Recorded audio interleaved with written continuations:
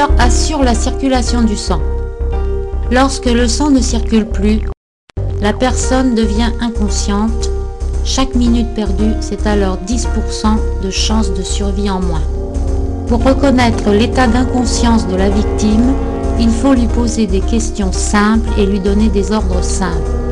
Si la personne ne répond pas à ces sollicitations, on écoute si elle respire tout en regardant si sa poitrine se soulève ou non. Si la victime est inconsciente, si elle ne respire pas, il s'agit d'un arrêt cardiaque.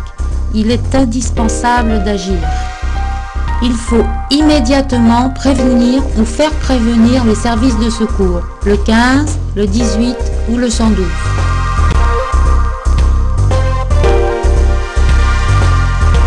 L'arrêt cardiaque peut malheureusement survenir dans un lieu où aucun défibrillateur n'est à disposition.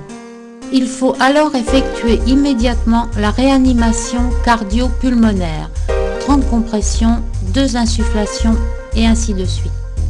Mais si le sauveteur n'est pas formé, il faut retenir que le massage cardiaque assure un maximum d'efficacité. Toutes les minutes environ, on contrôle de nouveau la respiration. On ne doit pas arrêter les compressions plus de 10 secondes. Si la victime ne respire toujours pas, on recommence, jusqu'à réapparition d'une respiration normale ou jusqu'à l'arrivée des secours. Si l'arrêt cardiaque survient dans un lieu disposant d'un défibrillateur, on aura un maximum de chances de sauver la personne concernée en suivant rigoureusement chaque étape de la chaîne de survie. La chaîne de survie, c'est l'alerte immédiate des services de secours, la réanimation cardio-pulmonaire, la défibrillation précoce et enfin les soins spécialisés prodigués par les services de secours. Le défibrillateur délivre des messages vocaux et écrits pour guider les sauveteurs. Dans un premier temps, il fait le diagnostic de l'état de la victime. Si le cœur n'est pas en état de fibrillation, aucun choc ne sera délivré. Il n'y a donc aucun risque à utiliser l'appareil.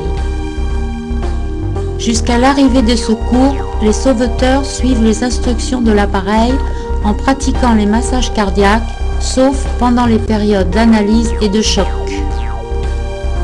L'application de ces recommandations permet aux services de secours de prendre le relais avec les meilleures chances de réussite.